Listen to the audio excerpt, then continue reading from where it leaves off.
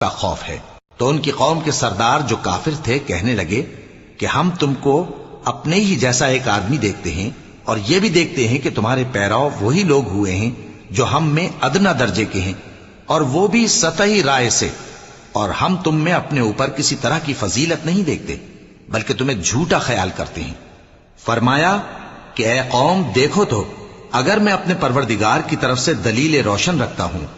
اور اس نے مجھے اپنے ہاں سے رحمت بخشی ہو